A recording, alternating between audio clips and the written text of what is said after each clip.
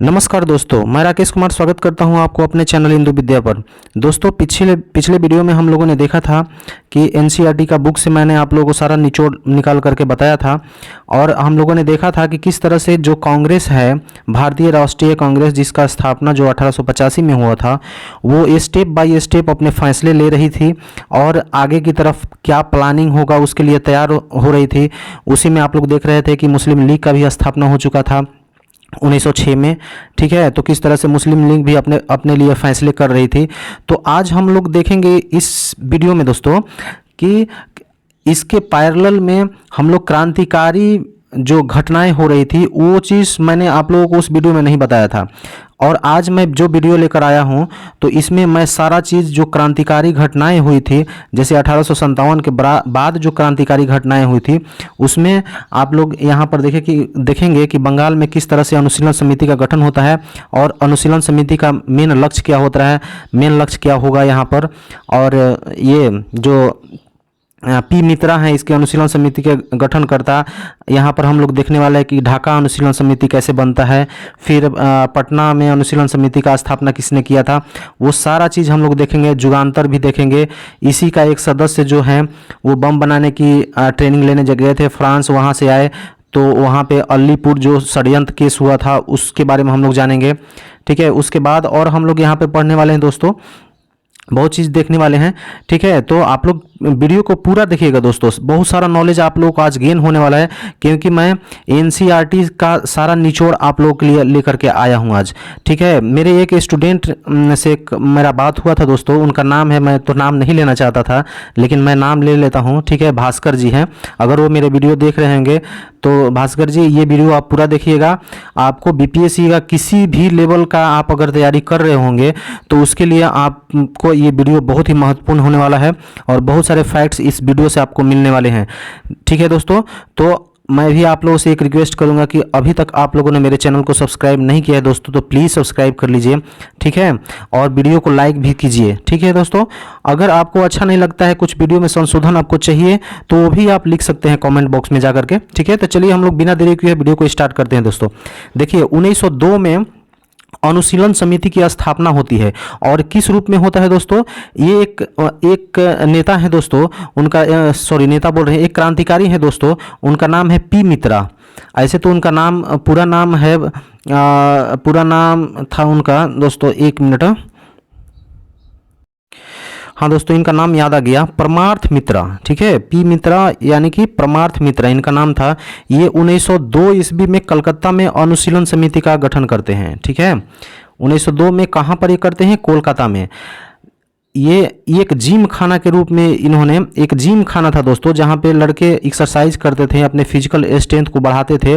उसी जिम खाना में ये एक सीक्रेट सोसाइटी था दोस्तों, मतलब कि अंग्रेजों से छुप करके एक सोसाइटी बनाया गया था, जिम खाना चल रहा था दोस्तों। उसी में अनुशीलन समिति का गठन कर दिया जाता है और ये कौन करते हैं, तो ये पी मित्रा जी करते हैं। ठीक है, तो इनमें बच्चों लोगों को सिखाया जाता था किस तरह से हम लोग अंग्रेजों के साथ लड़ेंगे, अगर क्रांतिकारी भावनाएं भड़क उठी तो किस तरह से उसको हम लोगों को संभालना है और किस तरह से अंग्रेजों को मात देना है और यहाँ से अंग्रेजों को भगाना है। ये सारे ट्रेनिंग उस जिम खाने में दिया जाता था। ठीक है, तो जिम खाने के रूप में इसका किसने किया था स्थापना, तो पी मित्रा ने। ठीक है दोस्तों, तो इसको आप लोग ध्यान रखिएगा। ये 1902 में, ये 1902 की घटना है दोस्तों। 1902 के बाद आप लोग जानते हैं कि 1905 में जो लॉर्ड कर्जन है वो बंगाल का विभाजन कर देता है दोस्तों।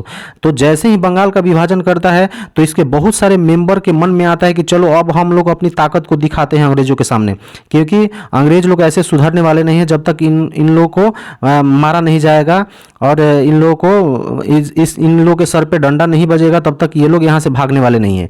ठीक है, तो इन लोगों ने ठान लिया, लेकिन जो पी मित्रा थे अभी पूरी तरह से तैयार नहीं थे दोस्तों, क्योंकि ये सोचते थे कि अभी हमारे जो ट्रेनिंग जो मैं दे रहा हूँ वो मेरे जो जितने भी अनुयायी हैं दोस्तों या जितने भी संगठन के लोग हैं वही पूरी तरह से प्रिपेयर्ड नहीं है और हमारे पास मतलब बंदूक के सिवा और कुछ भी नहीं है। उस समय बम की काफ़ी ज़्यादा ज़रूरत पड़ती थी, तो इनके पास बम नहीं था दोस्तों। तो इन्होंने एक एक अपने मित्र को वहाँ पर भेजा था फ्रांस में कि जाइए वहाँ से बम बनाने की ट्रेनिंग लेकर के आइए।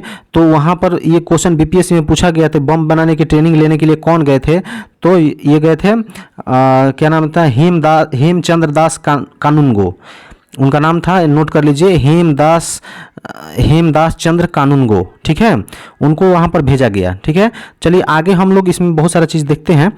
हाँ, ये देखिए हेमदास चंद्र कानूनगो जी हैं, यहाँ पर ये फ़ोटो देख लीजिए दोस्तों। इनको फ्रांस भेजा गया था और वहाँ से ये बम बनाने की ट्रेनिंग लेकर के भारत आए थे। जैसे ही इनमें ये भारत है, हाँ, 1905 में जब बंगाल का विभाजन जब किया कॉर्जन ने, हाँ, तो पी मित्रा तो रेडी नहीं थे, लेकिन इन्हीं के ग्रुप का एक लीडर थे जिनका नाम था भूपेंद्र नाथ दत्त। भूपेंद्र नाथ दत्त, आप लोग नाम याद रखिए, भूपेंद्र नाथ दत्त। ये किसके भाई थे? नरेंद्र नाथ दत्त। नरेंद्र नाथ दत्त कौन थे दोस्तों? विवेकानंद। विवेकानंद को ही तो अन्य नामों से नरेंद्र नाथ दत्त के नाम से जाना जाता है। ठीक है, तो उनके भाई थे भूपेंद्र नाथ दत्त। वो इनके पार्टी में जो इनका संगठन जो चल रहा था उनमें वो कहें कि नहीं, हम यहाँ पर जो स्वदेशी आंदोलन चल रहा है इसमें हम लोग अंग्रेज़ों से लोहा लेंगे, लड़ाई लेंगे। लेकिन पी मित्रा नहीं चाहते थे दोस्तों। ठीक है, तो चलिए आगे हम लोग और चीज़ देखते हैं। अच्छा, ये जो अनुशीलन समिति का जो गठन किया था पी मित्रा ने, तो एक बंकिम चंद्र चटर्जी का एक उपन्यास आता था दोस्तों। ये बंकिम चंद्र चटर्जी हैं जिन्होंने, आप लोगों को याद होगा, वंदे मातरम ये जो गीत लिखे थे उन्हीं का नाम है बंकिम चंद्र चटर्जी। इनके एक उपन्यास आता था, उसका नाम था अनुशीलन तत्व। उस उपन्यास का नाम क्या था? एक मिनट, अनुशीलन तत्व। उस बुक को पढ़ करके कौन पढ़े थे? पी मित्रा। उसी बुक से इंस्पायर्ड होकर के और पी मित्रा ने अनुशीलन समिति का गठन किया था और अंग्रेजों से लोहा लेने के लिए तैयार हो गए थे। ठीक है दोस्तों, तो चलिए ये भी आप लोगों ने जान लिया। हाँ, ये देखिए, एक बरिंद्र कुमार घोष हैं और यहाँ अरविंद घोष हैं। अरविंद घोष को तो आप लोग जानते होंगे, लेकिन बरिंद्र कुमार घोष को आप लोग नहीं जानते होंगे। ठीक है, ये अरविंद घोष जो थे इनके भाई थे बरिंद्र कुमार घोष, और विवेकानंद के भाई थे भूपेंद्र नाथ दत्त। इन दोनों ने मिलकर के एक न्यूज़पेपर स्टार्ट किया। वहाँ पे भवानी मंदिर नाम से एक पम्पलेट इन लोगों ने छापना स्टार्ट कर दिया और लोगों में फैलाना स्टार्ट कर दिया खबर को। और एक न्यूज़पेपर इन्होंने पब्लिश किया था, उसका नाम था युगांतर। युगांतर नाम से न्यूज़पेपर स्टार्ट किया था और उसी न्यूज़पेपर में भर भर के ये लिखा जाता था अपना प्लानिंग को, कि किस तरह से अंग्रेज़ों को हम लोग को छक्के छुड़ाने हैं, उन लोगों को लोहा किस तरह से लेना है। जो भी इनका प्लानिंग होता था वो किस चीज़ से ये लोग करते थे, फैलाते थे, तो युगांतर न्यूज़पेपर के माध्यम से। ठीक है, तो ये अरविंद घोष हैं, इनका नाम भी आप लोग ध्यान रखिएगा। इन्हीं के भाई थे बरिंद्र कुमार घोष, तो इनके बारे में आप लोग जान लेंगे। ठीक है, तो यहाँ पर देखिए अब आगे क्या होता है कि, ठीक है दोस्तों, तो यहाँ पर देखिए इन लोगों का एक साल का एक मीटिंग होता था बारिसाल में। ठीक है, बारिसाल कॉन्फ्रेंस 1906 में हुआ था। तो ये बारिसाल कॉन्फ्रेंस क्या था दोस्तों? 1906 में बारिसाल में इन लोगों का जो युगांतर ग्रुप का जो मीटिंग होता था सालाना, इसी में तय किया जाता था कि हम लोगों को अगला क्रांतिकारी, अगला हम लोगों का विस्फोट कहाँ करना है और किसको मारना है, या किसको मतलब कहाँ पे डकैती या रोबरी करनी है। इनका जो बारिसाल कॉन्फ्रेंस हो रहा था तो उसमें ये लोग निर्णय लेते थे। उसमें जो कॉन्फ्रेंस हो रहा था उस पे पुलिस का लाठीचार्ज हो गया। ठीक है, तो जैसे ही लाठीचार्ज हुआ तो ये युगांतर ग्रुप के जितने भी मेंबर थे दोस्तों, उन्होंने कड़े शब्दों में अंग्रेजों को जवाब दिया था। उसमें कहा गया था पंपलेट के थ्रू, जी ये लोग पंपलेट एक निकालते थे, उसका नाम था भवानी मंदिर। तो उसी भवानी मंदिर पंपलेट में ऐसा लिख करके आया था कि 30 करोड़ भारतीयों को अपने 60 करोड़ हाथ उठाने होंगे इस गुलामी की जंजीर को तोड़ने के लिए। ठीक है दोस्तों, और इनका बैंक रॉबरी भी, डकैती भी होता था। क्यों होता था दोस्तों? क्योंकि इन लोगों को धन चाहिए था। देश को आज़ाद कराने के लिए इनको धन की आवश्यकता होती थी जो इनके पास नहीं था।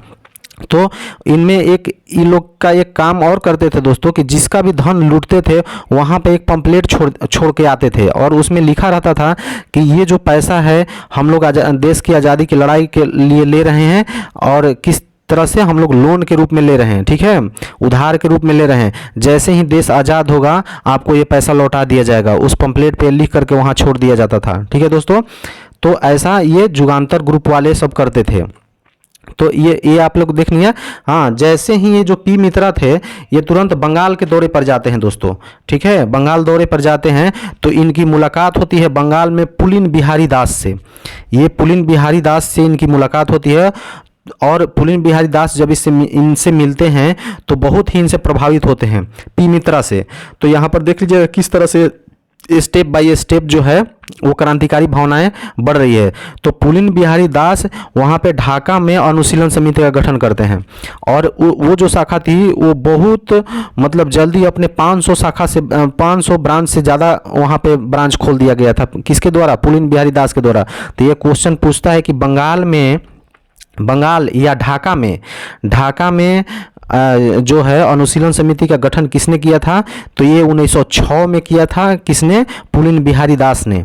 ठीक है दोस्तों। लेकिन अगर पूछेगा कि कोलकाता में अनुशीलन समिति का गठन कब हुआ था, तो 1902 में। ये भी आप लोग को ध्यान रखना है, ठीक है।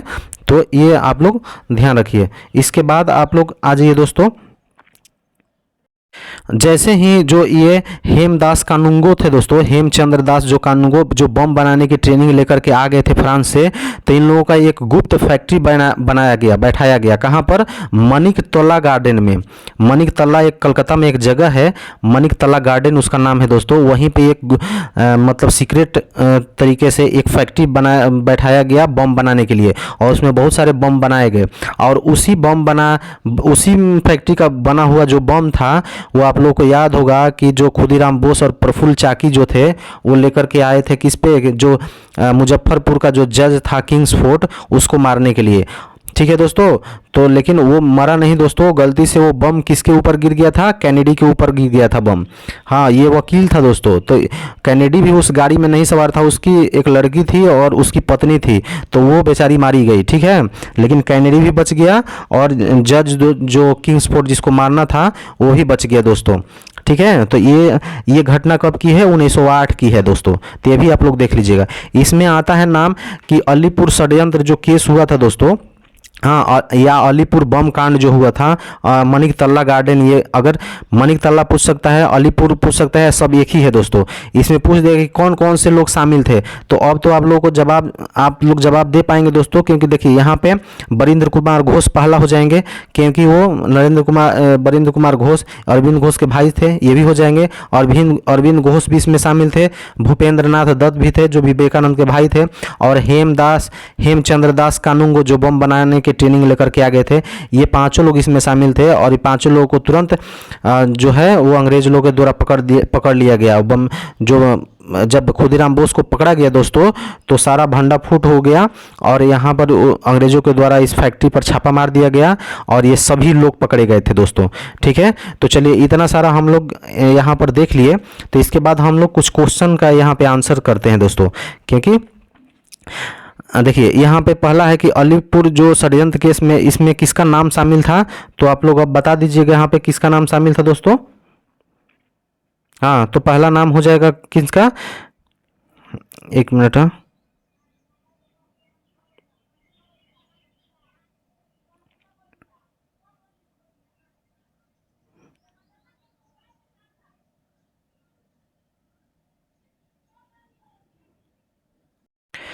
ठीक है दोस्तों, चलिए हम लोग यहाँ पे कुछ क्वेश्चंस देख लेते हैं। तो यहाँ पे अलीपुर जो षड्यंत्र केस में किसका नाम शामिल था, तो आप लोगों को अब पता चल गया होगा।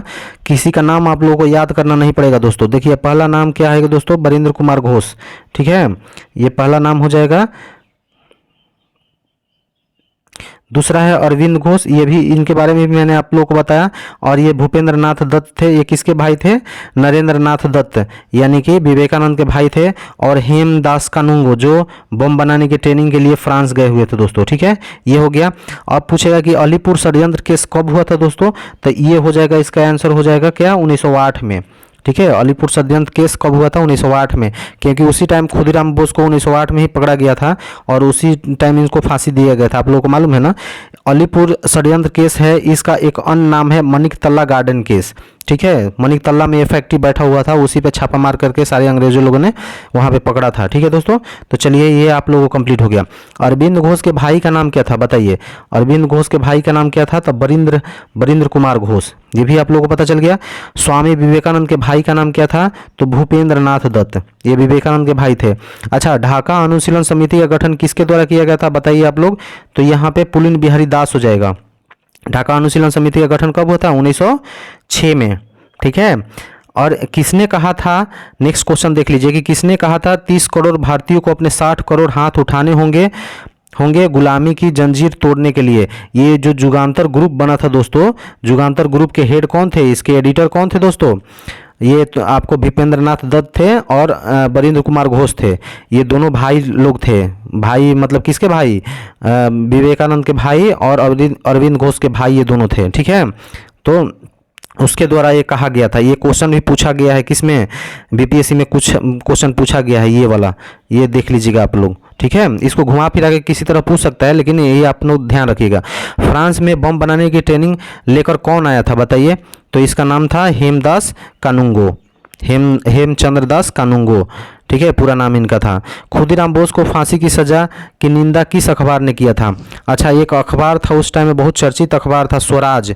इस अखबार के एडिटर को तुरंत पकड़ के जेल में डाल दिया गया दोस्तों। ठीक है, क्योंकि इसने जो खुदीराम बोस को जो फांसी मिला था, तो ये बीपीएससी में पूछा हुआ क्वेश्चन है, ये भी आप लोग नोट कर लीजिएगा, VVI है। ठीक है, कि किस अखबार ने बहुत कड़ी निंदा की थी। जब खुदीराम बोस को फांसी हुआ दोस्तों, तो उसको अपने अखबार में छापा गया था, वो अखबार का नाम था स्वराज, और इसको तुरंत पकड़ के सजा दे दिया गया। ठीक है, चलिए ये भी आप लोग ध्यान हो गया। कोलकाता में अनुशीलन समिति की स्थापना कब हुआ था, तो ये बताइए, कोलकाता में जो है वो 1902 में हुआ था। कौन किया था यहाँ पर, तो पी मित्रा ने, पी मित्रा यहाँ पर कोलकाता में अनुशीलन समिति का गठन किया था। कोलकाता में अनुशीलन समिति की स्थापना किया गया था किसके द्वारा, पी मित्रा के द्वारा। देखिए ये भी नेक्स्ट क्वेश्चन है, पी मित्रा किसके नोबेल से प्रभावित पर अनुशीलन समिति का गठन किया, तो ये बंकिम चंद्र चटर्जी का एक उपन्यास आता था दोस्तों, अनुशीलन तत्व, उसका नाम था अनुशीलन तत्व, उसी से प्रभावित होकर के पी मित्रा ने क्या किया था, अनुशीलन समिति का गठन किया था। भवानी मंदिर पंपलेट के लेखक कौन थे, तो ये देखिए लेखक अगर पूछ देगा तो अरविंद घोष हो जाएगा, लेकिन इसको पब्लिश कौन करवाता था दोस्तों, तो इनके भाई थे, कौन, भूपेंद्र नाथ दत्त और बरिंद्र कुमार घोष, ये दोनों लोग इसका पब्लिशिंग करवाते थे। ठीक है, अच्छा यहाँ पर दिया है कि जुगांतर न्यूज़पेपर के एडिटर कौन थे, तो यही थे बरिंद्र कुमार घोष और भूपेंद्र नाथ दत्त। ठीक है, ये दोनों थे। बारिसाल कॉन्फ्रेंस, ये क्वेश्चन पूछा हुआ है, ये VVI है, आप लोग ध्यान रखिएगा, बीपीएससी में ये क्वेश्चन पूछा हुआ है, कौन सा, बारिसाल कॉन्फ्रेंस। तो बारिसाल कॉन्फ्रेंस किसका सालाना मीटिंग होता था दोस्तों, तो जुगांतर ग्रुप का। हाँ, तो ये हो जाएगा, बारिसाल कॉन्फ्रेंस कब हुआ था, तो 1906 में। ठीक है, चलिए हम लोग नेक्स्ट देखते हैं। खुदीराम बोस को फांसी अगर पूछेगा कि कब दिया गया था, तो 1908 में। आप लोगों को मालूम है ना कि खुदीराम बोस को सबसे कम उम्र में फांसी इन्हीं को दिया गया था। मात्र जब इनको फांसी पड़ा था तो उस समय मात्र ये 18 साल के थे। ठीक है, मुजफ्फरपुर बम कांड के मुख्य अभियुक्त कौन थे, तो खुदीराम बोस तथा प्रफुल्ल चाकी। ये प्रफुल्ल चाकी क्या किए थे दोस्तों, कि जब ये लोग बम अटैक किए थे किंग्सफोर्ड के ये पर गाड़ी पर, तो उसमें कैनेडी की पत्नी मारी गई थी दोस्तों, कैनेडी भी उसमें नहीं था। तो वहाँ से ये बम फेंक करके तुरंत ये लोग भागे, समस्तीपुर के तरफ में भागे। तो भागते भागते गए तो यहाँ पर एक चाय की दुकान पर ये जो थे खुदीराम बोस, वो चाय पी रहे थे दोस्तों। उसी टाइम इसको पकड़ लिया गया, और खुदीराम बोस क्या हुआ था ना कि ये खुद से गोली मार लिए थे दोस्तों। ये ट्रेन में जा रहे थे और देखे कि पकड़े जाने के डर से कि अब मैं पकड़ा जाऊंगा, तो ये खुद से गोली मार लिए, ये मतलब आत्महत्या कर लिए दोस्तों। जैसे ही आत्महत्या किए तो पुलिस को इनका शव मिला, तो वहाँ पे अंग्रेज़ों को सांत्वना देने के लिए कि चलिए हम लोगों ने इसको पकड़ा है, तो इसके 100 को काट करके दोस्तों, मतलब जो मुंडी था उसको काट करके, और मतलब गवाह के तौर पर, मतलब सबूत के तौर पर वो कलकत्ता लेके गया था। मतलब मरे हुए आदमी का भी सर काट के ये लोग ले गए थे। समझिए कितना निर्दयी आदमी थे दोस्तों। कि किस लिए, क्योंकि दिखाने के लिए कि चलिए हम लोग प्रफुल्ल चाकी को भी मार दिए, ऐसा इन लोगों का कहना था। ठीक है दोस्तों, और खुदीराम बोस को तो फांसी दे दिया गया था, ये भी आप लोग ध्यान रखिएगा। ठीक है, यहाँ पर देखिए इसमें लिख दिए हैं कि किसने आत्महत्या की थी, तो ये हो जाएगा प्रफुल्ल चाकी, ये आत्महत्या कर लिए थे। और यहाँ पर देखिए एक बहुत ही इंपॉर्टेंट वीवीआई क्वेश्चन ये लगा लीजिए दोस्तों, ये बहुत वीवीआई है, इसको ध्यान में रखिएगा आप लोग। ये खुदीराम बोस के कौन वकील थे उनके बारे में पूछ देता है, तो इनका वकील थे कालिदास बसु। कालिदास बसु खुदीराम बोस के वकील थे, फिर भी इनको फांसी पड़ गया था दोस्तों, नहीं बचा पाए कालिदास बसु। सबसे कम उम्र में फांसी की सज़ा किसके दिया गया था, मात्र 18 वर्ष के थे, इनको फांसी दिया गया था। इनका नाम है खुदीराम बोस। ठीक है दोस्तों, ठीक है दोस्तों, चलिए आज के वीडियो में इतना ही।